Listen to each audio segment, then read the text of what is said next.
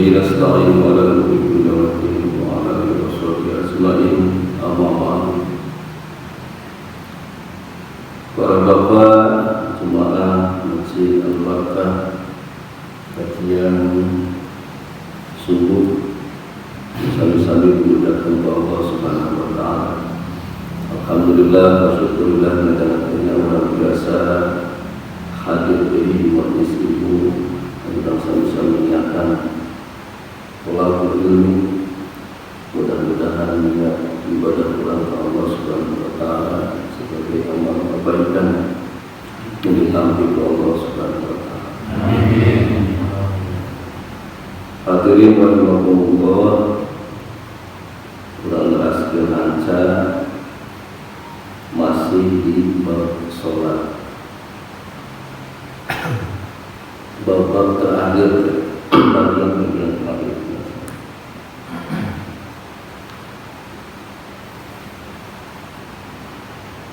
Kalau persebarahannya terakhir jadi perjuangannya ini menurut versi kitab ini ya. Jadi silakan bapak banyak membaca, banyak mengkaji, banyak belajar dari sumber-sumber yang lain, karena jangan terpatok pada satu sumber. Jadi Abi Taina menanyakan kitab Al-Muttalibin, terus Al-Azhar, terjemah Al-Azhar. Kalau lalu bicara satu buku gitu. Tapi coba mengingat-ingat, walaupun Abi tidak secerdas Ustaz Syafaq Al-Hidayat dan setiap menerangkan selalu sumbernya ini.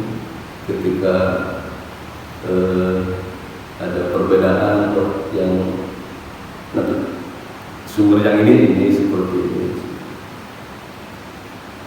Tapi kita coba. Yang selanjutnya adalah doa qunut fi rakaatil akhirah min sholati subhi aw fi rakaatil witri ba'da qiraati aw ba'da raf'i mirna ruku. Tadi versi kita terima salah satu yang sunnah itu adalah doa qunut di rakaat terakhir di sholat subuh. Au firqatul witri atau di sholat witir tarawih biasa di rakaat-rakaat akhir-akhir ya, supaya dulu ba'dal qiraati au ba'da raf'i ruku saparantos ruku parantos pamaku sadayana perkawis kunut ikhtilaf ya, ada yang melaksanakan, ada yang semuanya ada dalilnya. Dan kita konsisten terhadap apa yang kita yakini. Silahkan. Ada satu kewajiban kita adalah menghargai setiap pendapat. Di antara yang 4 pendapat itu, Hanafi dan Hambali tidak kunut. Ya. Yang 4 itu kan, yang paling tua itu Hanafi, yang kedua Maliki, yang ketiga Syafi'i, yang keempat Hambali. Nah, Hanafi dan Hambali tidak kunut. Bahkan Hambali hanya kunut pada saat-saat tertentu, menuju kopi, misalnya menjabat air. Ketika ada peristiwa-peristiwa besar. Kalau Maliki itu kunut, tapi sebelum ruku tanpa mengangkat tangan. Jadi dan memang di pas takbiratul ihram lagi pas mengatakan Allahu Akbar. Dia pas habis membaca surat misalkan dalam yakul kufuwan ahad, langsung ya Allahumma inna fiman tanpa mengangkat tangan. Itu Maliki. Kalau Syafi'i seperti yang dilaksanakan sholat subuh sampai pas ruku baru kunut Allahumma inna fiman. Silahkan Bapak cari dalil-dalilnya yang kita sudah maklum semuanya. Kunut, yang kunut silahkan, yang tidak kunut silahkan melupakan untuk sholat subuh. Itulah indahnya para ulama kampung yang 4 4 mazhab ini beda-beda, tapi semuanya sangat menghargai satu pendapat dan yang lainnya. Seterusnya mengulang anu kamari perkawis duduk iftiros dan duduk tawarruk. Iftiros itu di Syafi'i ketika 2 rakaat awal tasyahud awal, tawarruk tasyahud akhir. Nah, ternyata di mazhab yang lain ada 2 lagi. Yang pertama semuanya duduk tawarruk. Jadi rakaat kedua, rakaat keempat, rakaat ini semuanya duduk tawarruk. Yang keduanya semuanya duduk iftiros. Mau rakaat kedua, mau rakaat yang terakhir, dua-duanya duduk iftiros. Pilih sholat di masjid, berkunjung ke negara yang memang bermadhab di luar Syafi'i, itu tidak kaget tuh. Memang seperti itu menganut madhabnya. Ini nanti menarik banyak. Namun ada papan tulis, tapi ayah sudah. Oh ya, ayah ini ada apa tuh pelanggan? Ada saya. Silakan terakhir kita bahas.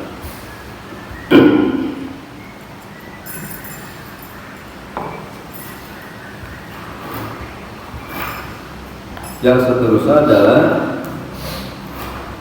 at-tayammum bis salam. Memalingkan wajah ke sebelah kanan untuk salam. Ayo, sudah tamat ya. Kalau sholat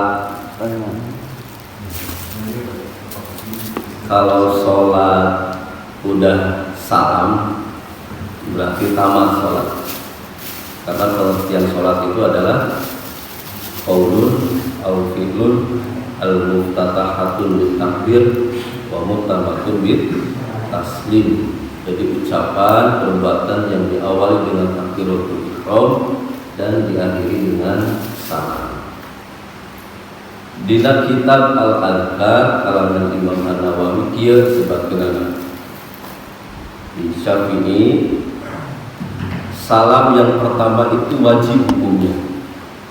Sedangkan salam yang kedua itu sunnah. Jadi bila lupa atau Nabi memang tidak mengerjakan salam ke kiri, itu sholat tak sah. Ya. Atas 5 kusaniyah, salam yang kedua ala yusarihi ke kiri. Lama rubiya anna Nabiya sallallahu alaihi wasallam kana yusallimu an yaminihi wa an yusarihi hatta yura bayadu khati. Nabi Muhammad sallallahu alaihi wasallam ketika mengucapkan salam ke kanan dan ke kiri itu batasannya sampai hatta yura bayadu khati, terlihat pipinya.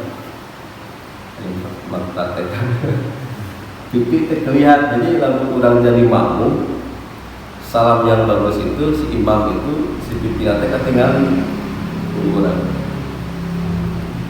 Ente terlalu muter, ente assalamualaikum, terus itu ya. Ente terlalu pelit oke, assalamualaikum. Tapi seukuran pipi ketinggalan assalamualaikum.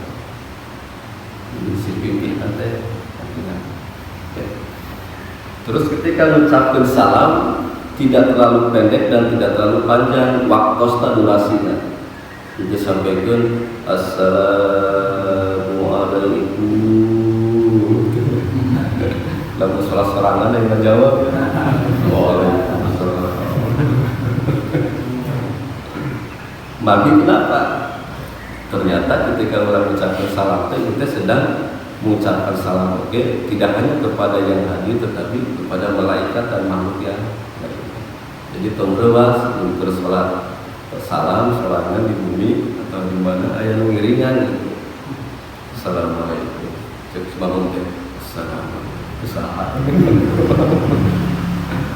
Ya.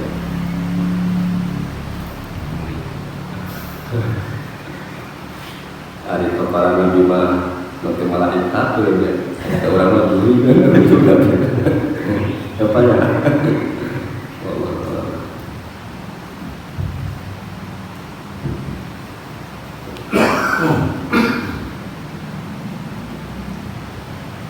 Di dalam madhab Hanafi, ucapan salam itu cukup dengan ucapan assalam. Ya, ini jika salat assalam itu sah menurut madhab Hanafi.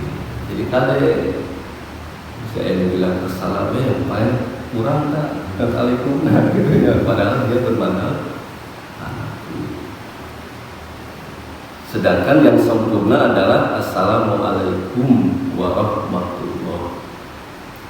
Di dalam madhab Syafi'i dan Hambali itu ucapannya assalamualaikum warahmatullah tanpa wabarakatuh. Ya, cukup. Jadi ucapan assalamualaikum, pendapat yang berikutnya adalah ucapan assalamualaikum warahmatullahi wabarakatuh. Pas ketika ngajulekeun sirah keur dina kata naon tah ieu rupi-rupi abdi dikira hafal dalilna mangga abdi diajarkeun ke guru mah di beberapa pesantren ketika ngucapkeun karena itu kan kalian semua. Salam itu doa. Jadi assalamualaikum. Itu jemaah. Maka ada malaikat. Maka Bapak beri ayat sanes yang menyebutkan ketika ucap, ketika nanti leketik mulai dari assalamu, misalkan assalamualaikum atau assalamu ketikamu atau kum assalamualaikum. Mung abdi mah diajarkeun pas kumna gitu. Tapi kurang kandungan guru yang berbeda, mungkin ada sumber yang lain.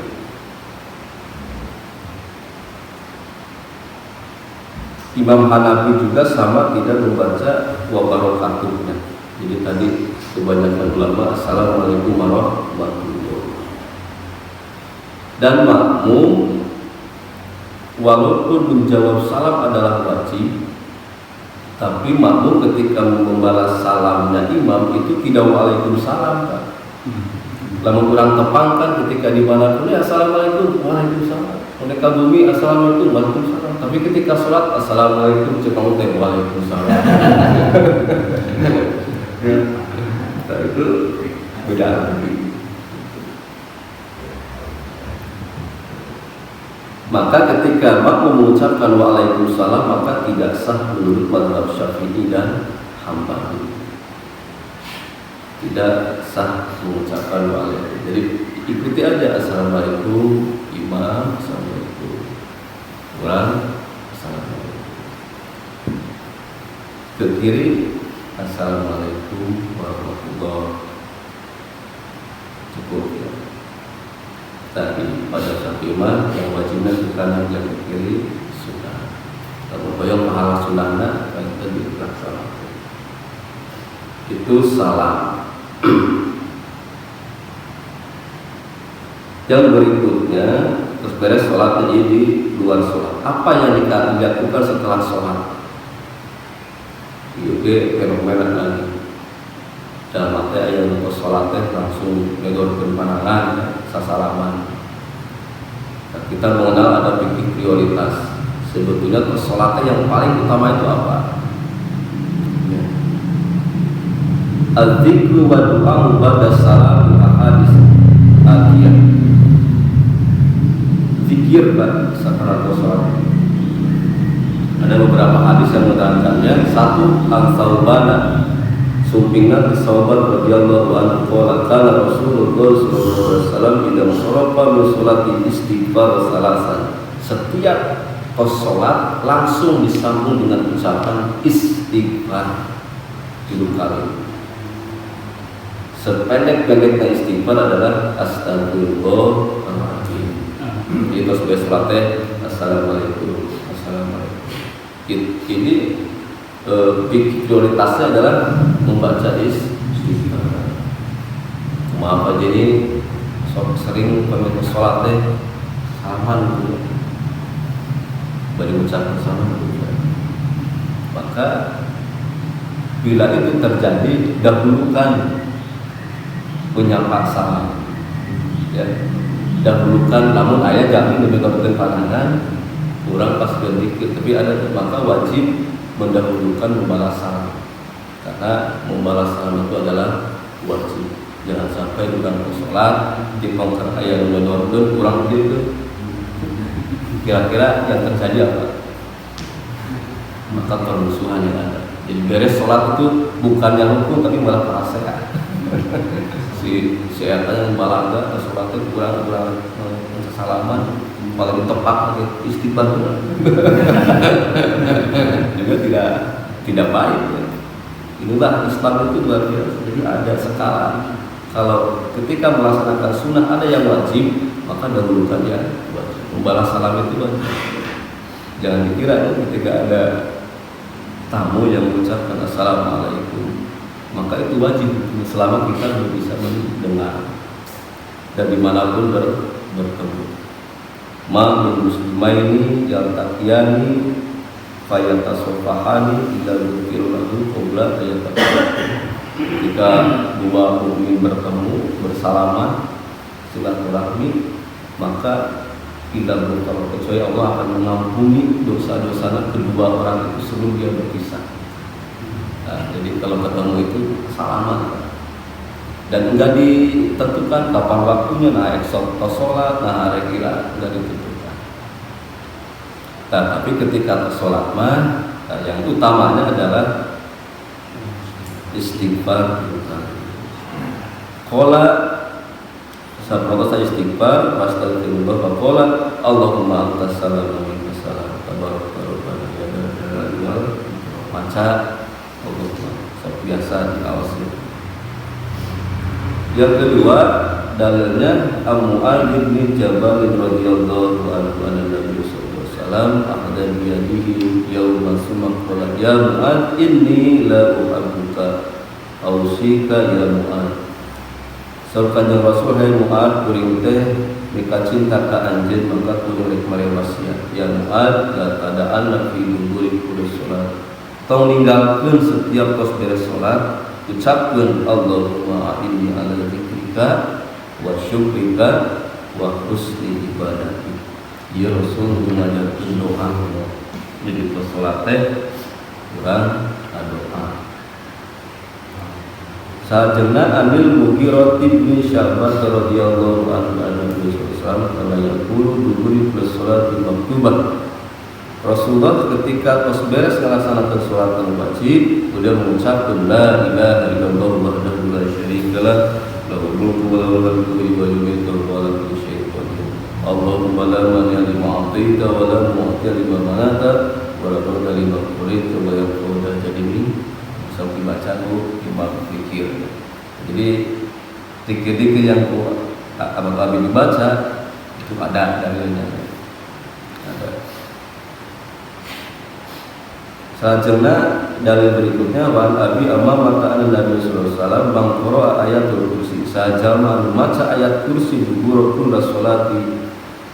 Setiap tos beres salat lam yamna'u min dukhulil jannah. Ila ayyamuta, dia bakal dimautkeun dalam keadaan mautna lebet surga. Bahkan ke salat teh seueurnya bacaan-bacaan.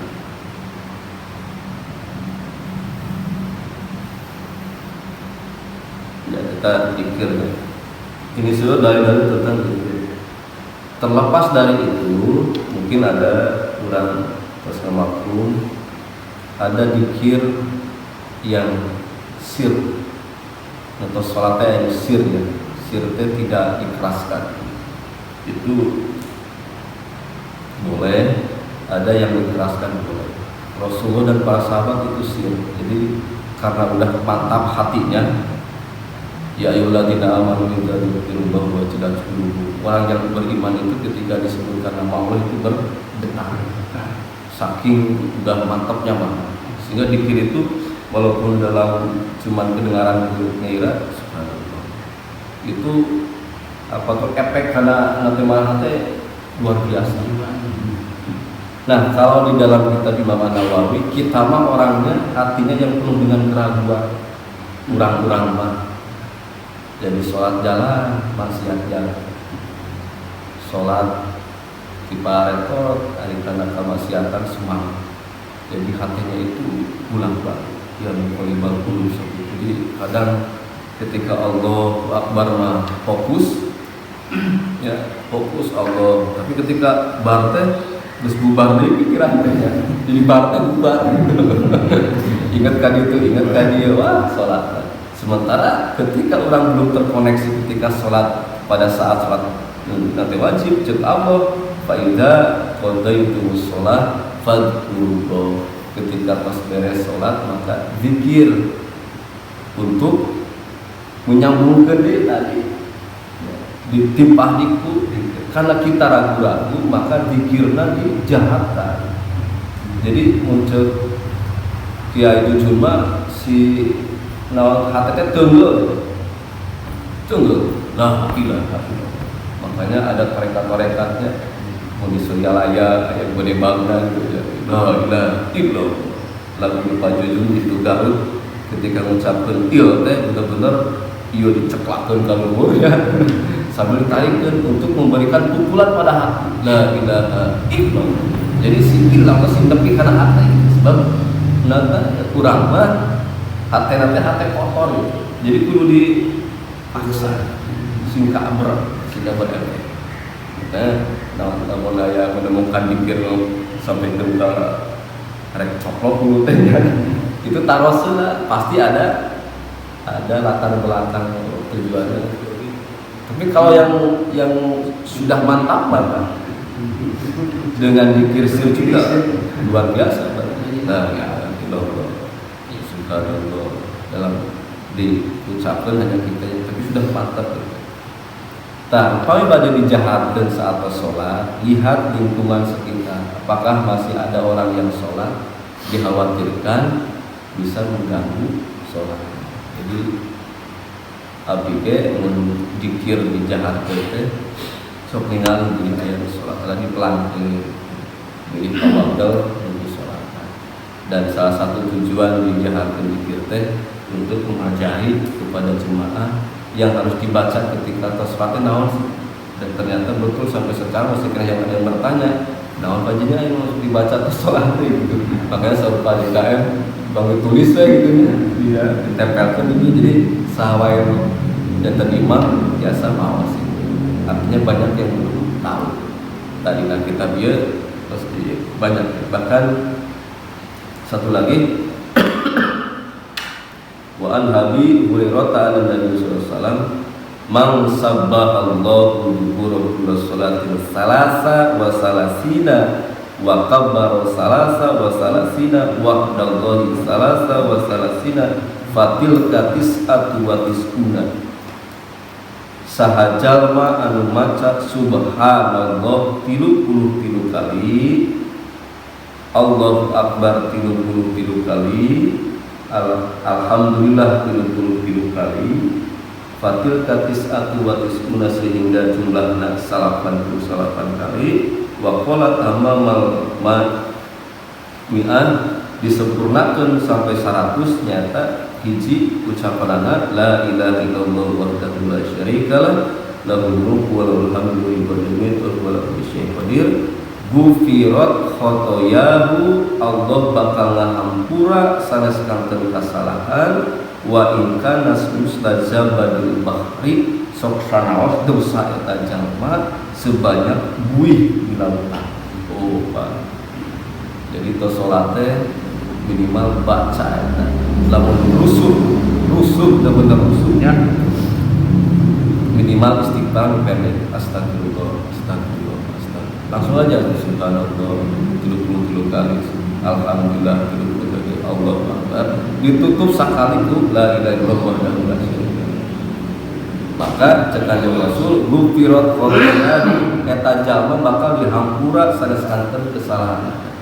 wa in kana mustajabul bahri sok saros sana sebanyak buih. Zaban itu buih, bahrin itu laut, jadi buih di lautan. Nah, kita keutamaan lamun tersempat menuju sholat rusuh balik ke bumi sepanjang jalan itu dikir. Subhanallah. Makal tasbih atau apa makal seueur alat dan mereka biasa dipencet. Nah, ini dari seurnya dalil itu kata. Ini hasilnya. Ah ini mainnya pemahaman mencoba sami-sami belajar.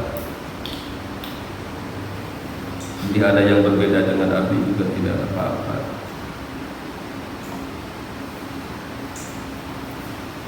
Bismillahirrahmanirrahim.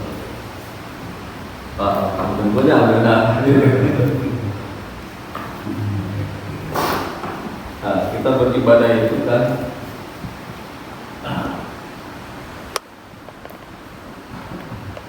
keluarga ini enggak?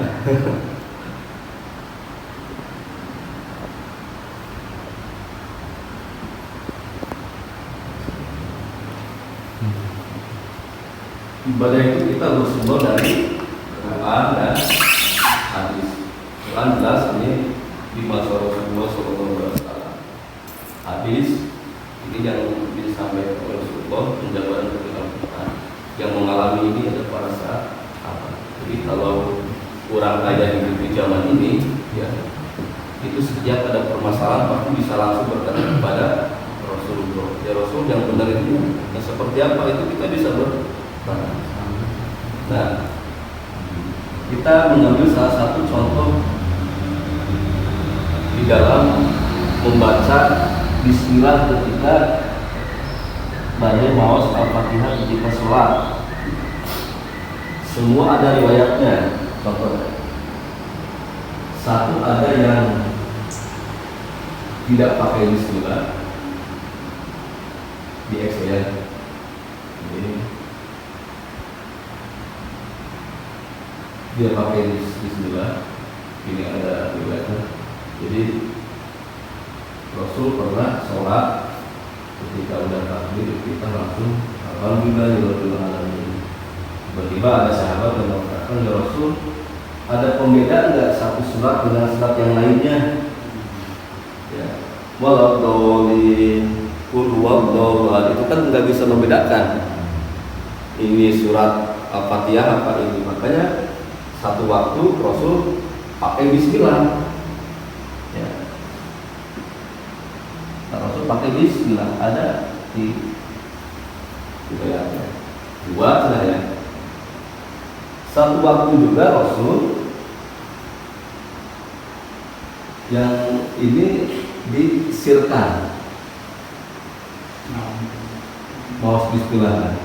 Satu waktu dijahatkan maka Bismillah ada yang ketiganya Bismillahnya hanya di awal rakaat pertama saja.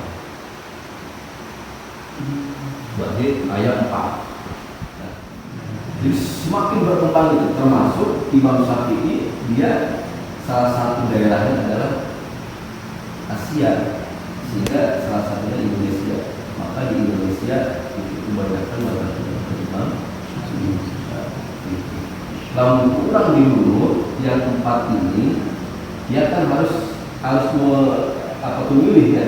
Dari keempat yang dilakukan sama Rasulnya dia harus pilih. Hanafi pilihnya kemana, terus Maliki pilihnya kemana, Syafi'i pilihnya kemana. Maka pilihan-pilihan yang 4 ini itu ada istilah madzhaba ilai. Kemana dia harus memilih? Makanya disingkat disebut dengan madhab itu madzhabanya. Madzhab itu madhab.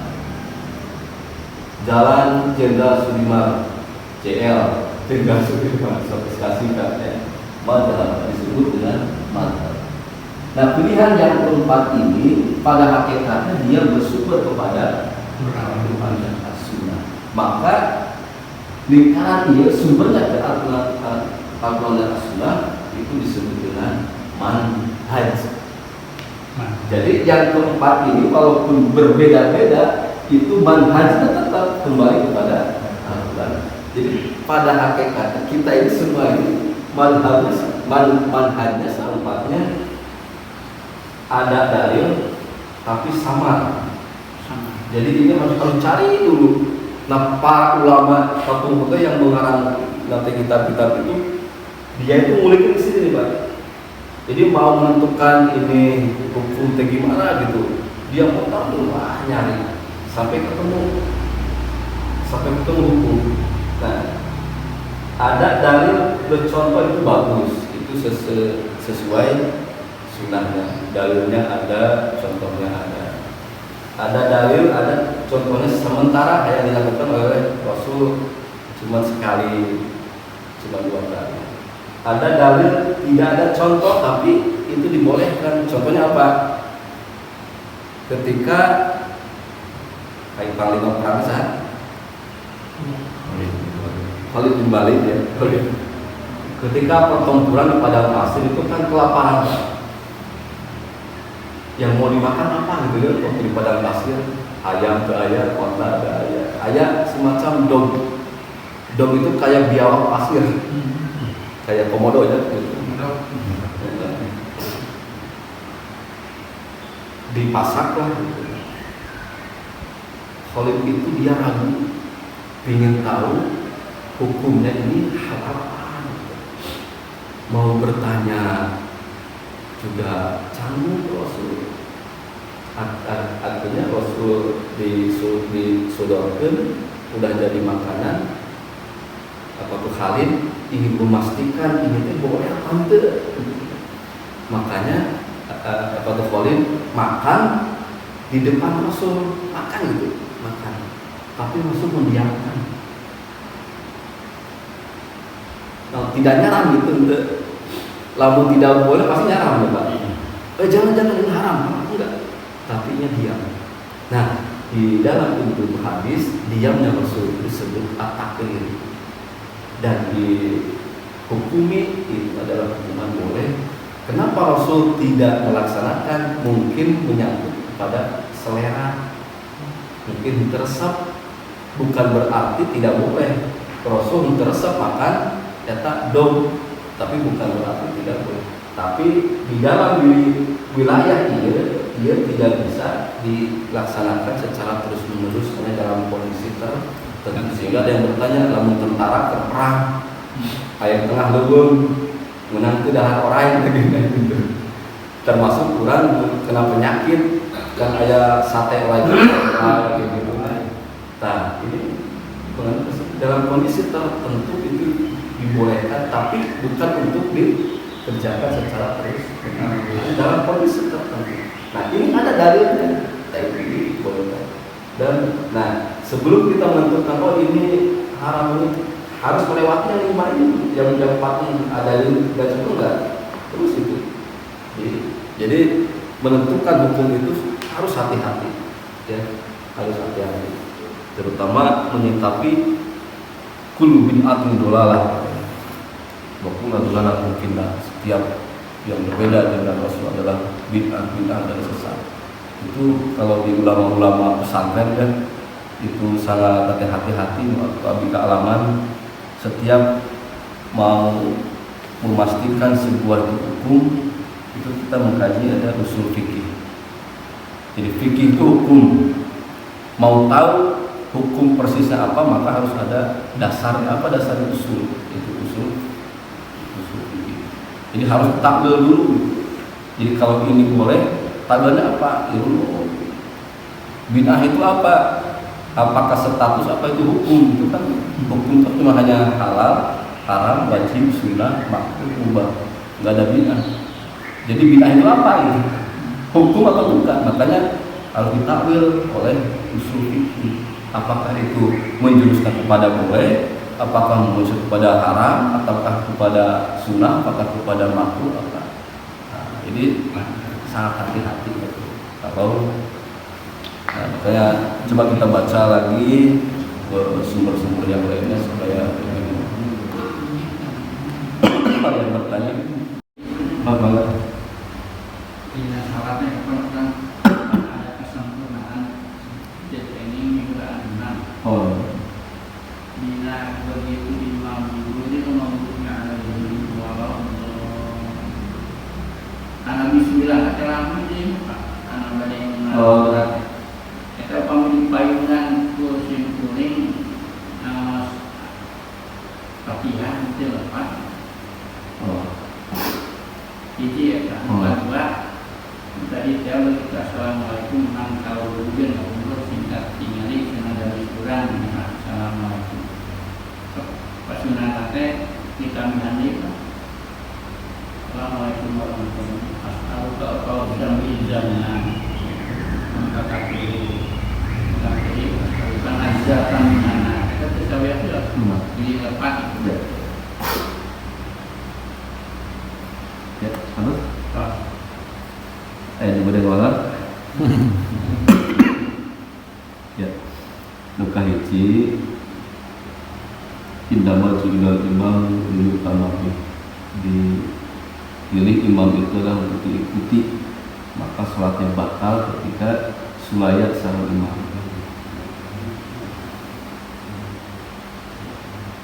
Salah satunya ketika imam sudah beres membaca Al-Fatihah ada jeda. La sholata liman lam yaqra'u bi Fatihatil Kitab. Tidak sah salat seseorang yang tidak membaca Al-Fatihah. Maka soksana harus berjamaah, makmum oge harus membaca Al-Fatihah. Kalau ketika imam sedang membaca Al-Fatihah, maka Faidah quri al-Quran fastami'u. Ketika imam sudah membaca Al-Quran, maka kita dengarkan. Sehingga ketika imam itu Al-Fatihah orang teh diam gitu ya. Nanti nyimak gitu, nyimak sampai kaberesna bodoh. Kita imam bismillah suka memberi jeda waktu untuk memberi kesempatan kepada makmum membaca Al-Fatihah.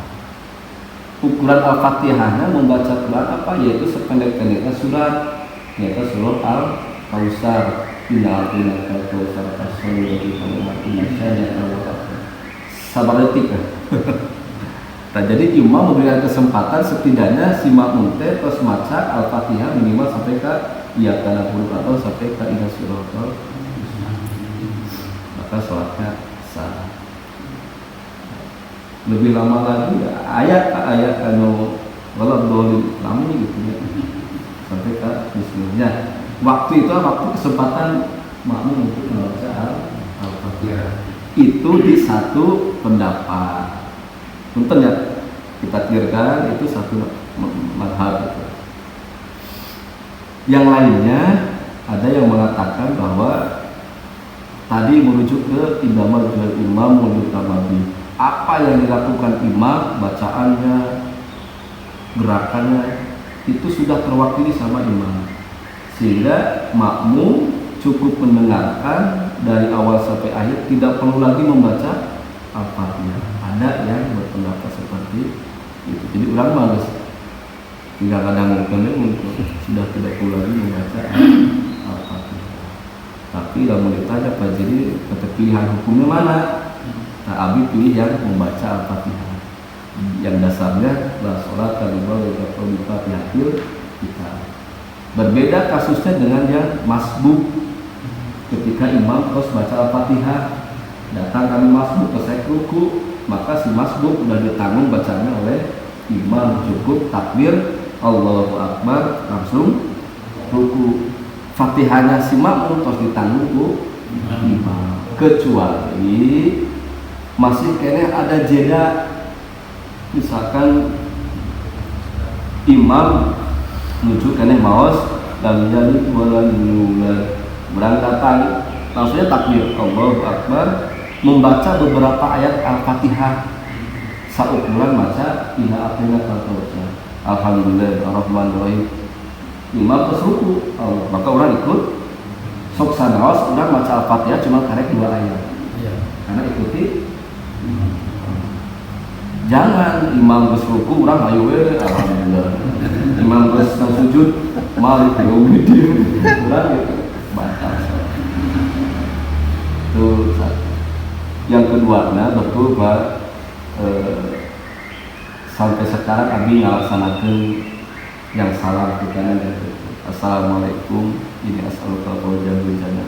Assalamualaikum, assalamualaikum warahmatullahi wabarakatuh. Bahkan Abi mah diajarkan teh sampai ke pesuatu ucap ke musab wajah teh sambil ngadoa. Dan ada nanti Abi kayak dari kita bilang itu bacaannya Allahumma adhib anna amal itu ada bacaan. Namun diucapkan lisan kiri bisa terpercaya, tapi kami kayak dipotong. Yang dibaca itu artinya apa yang Abi lakukan ada dasarnya. Gitu. Jadi, nah kalau yang ini yang salam mungkul mah itu rukun dan sunnahnya, gitu ya. Minimalnya orang mengucapkan salam assalamualaikum warahmatullahi wabarakatuh. Adapun ada tambahan anak itu ulama kita mengajarkan seperti itu dan begini ada sampai sekarang dilaksanakan. Assalamualaikum Allahumma inni as'aluka khairal jannah. Assalamualaikum warahmatullahi wabarakatuh. Allahumma anzil anna ya Allah hilangkan saneskankan kegelisahan, kegundahan dan kesedihan.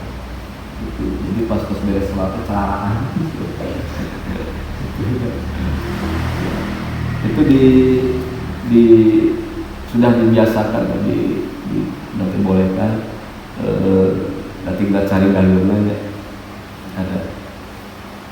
ada lagi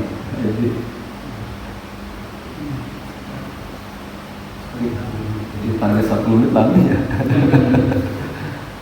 atas ya. Kebenaran hanya milik Allah Subhanahu wa taala. Ini kenapa? Karena wallahu a'lam bishawab. Mudah-mudahan